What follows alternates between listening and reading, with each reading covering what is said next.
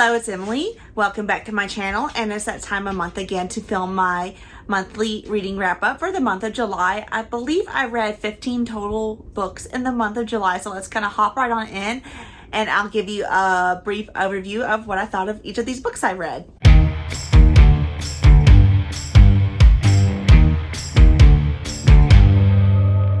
First book I'm going to talk about is The Binding by Bridget Collins. I ended up giving this book 4.5 stars.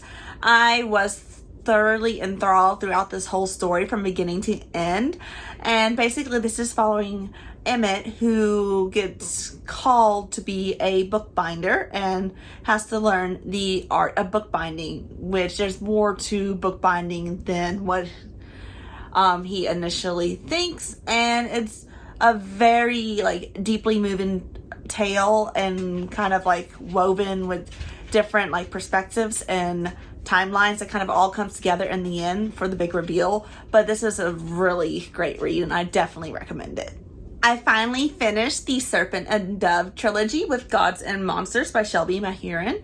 This was a 4.5 star read for me, and I think it was a nice conclusion to the series, and this book was definitely better than the second book, but still the first book in the trilogy was my all-time favorite overall. But this one did a great job of tying up all the loose ends and kind of concluding everything that was building up to. But I would still definitely recommend checking this series out if you're looking for a YA fantasy trilogy dealing with witches. I read Brightstorm, which this is a middle grade fantasy following author and Maudie, who are twins, and after discovering that their father was killed in an accident and suddenly all this stuff comes out saying he did some bad things, they seek out to help clear his name. And this is a really nice, interesting read. It's definitely geared towards younger readers. However, the things I did like about that is that we do include author who was born without an arm, so we have disability rep in this book. So I think this is a great book, especially showing that not all main characters have to be perfect and it's okay to love your imperfections. I read Malice by John Gwynne, which is the first, and I believe a series of 4 of The Faithful and the Fallen. And this one, I only gave 3 stars. I think it's because there was a lot going on and a lot of buildup happening. So a lot of characters are thrown at you in this introduction to the series. And I do love epic fantasies. However, this one, I didn't care much for the writing style itself. I still do plan on trying to finish off the series, since I did buy the whole series in one go, was one of the reasons. But I think this is a story that will grow on me as I read, because near the end I was really getting into it. It's very slow building, so that's a caveat of mine. It's no surprise that I gave The Rhythmus by Brandon Sanderson 5 stars, because he is one of my top authors. So pretty much everything I read of his is either between the 4 and 5 star range.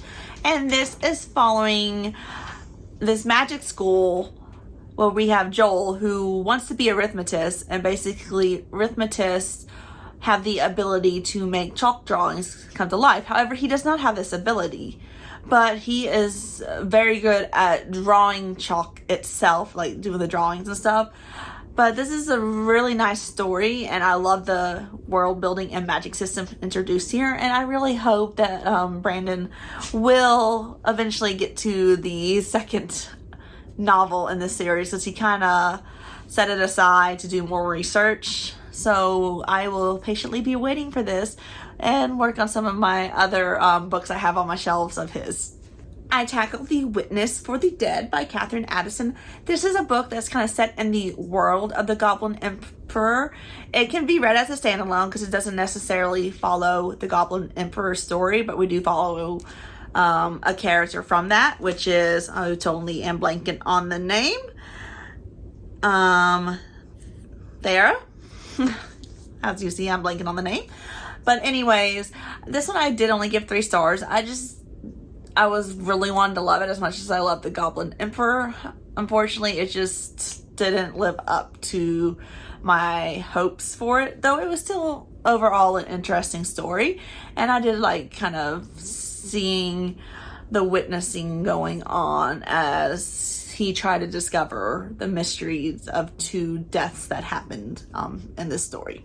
I caught up with Servant and read the latest release, which is volume 16. This was 4 stars, and I kind of like the direction the story is going in, and I can't wait to see what happens next. I also read the 4th volume of A Terrified Teacher at Ghoul School. This was a 5-star read for me, and it was just like a nice little cute manga to kind of take my brain away from my stressful daily life and kind of have some laughs and giggles as I read. My Love MixUp Volume 4 was another cute read that kind of, had some happy-go-lucky moments I could take away from the stress of my day and just read without too much thought. And this was 5 stars for me, and I really do like the continuation and like the relationship that's being built between the characters, even though there is some miscommunication, but it does end up working its way out in the end. I read Letters for Lucardo. I'm not even going to try to say the author's name. I'll just hold it up there because I will butcher it. And this was a 4-star read for me. It's a little graphic novel following a vampire and this older man. This is a book that only those who are over 18 should read. So children, don't pick this up, or your parents will ground you. But anyways, I did enjoy this story and kind of want to continue to see how it progresses. I believe there's going to be 4 plain books, and the 3rd one's set to release in August, so I might be trying to get my hands on that one too. I read This One Summer by Jillian Tamaki and Mariko Tamaki, and this was 3.5-star read for me. This is a book following these girls who vacation at this like small beach town every summer, and it's kind of they're at a turning point in their lives. They're leaving their childhood and going towards like middle grade and getting older and stuff, and there's like a lot of stuff going on in life that the main character is starting to now realize what's really happening and stuff. But I think it's like a nice kind of eye-opening read, and was alright, and that's why I gave it 3.5 stars.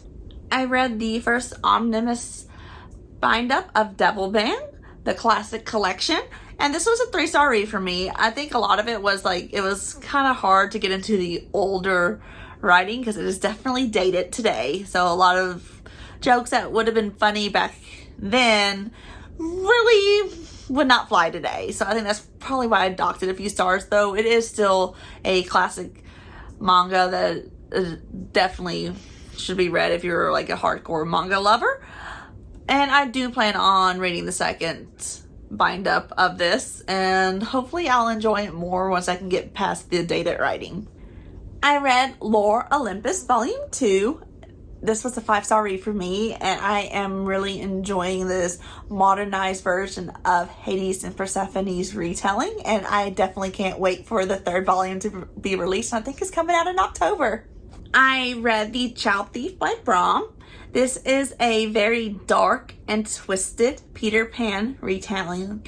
Now, I know the original Peter Pan is pretty dark and twisted, but this takes it to a whole nother level and is very sickening at times, though I did enjoy the story and did like seeing this dark take on Peter Pan, like actually making it more towards its original roots versus the Disney-ized versions we see today.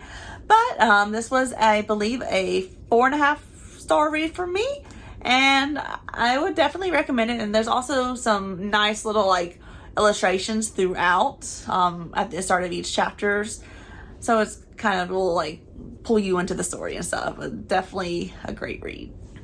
The last book I'm going to talk about this month is Upton Sinclair's The Jungle. This was definitely a very enlightening and eye-opening read, and it's very scary seeing the similarities here to what many of us in America are experiencing today. But I would definitely recommend this book to anybody, and it's a book that does stand up to time very well, and it's a solid 4-star read for me. Well, I guess that's it for today's video. I did have quite a successful reading month in July, despite kind of hitting a slump during the second half of the month where I wasn't reading quite as much, which is why I picked up a bunch of mangas. But anyways, I hope I do a lot better in August, though I am still kind of in a slump, so I've been reading a lot more mangas lately. But I do have some chunkers I'm hauling through right now, so hopefully you'll be seeing those on my TBR wrap up next month. But I guess that's it for today. Thank you guys for watching. And if you enjoyed, feel free to click the like and subscribe button down below. And if you've read any of these books, share your thoughts on them. Or if you had any interesting reads you think I might enjoy, feel free to comment those down below too, because I'm always looking for new book recommendations. But anyways, I hope to see you guys in my next video.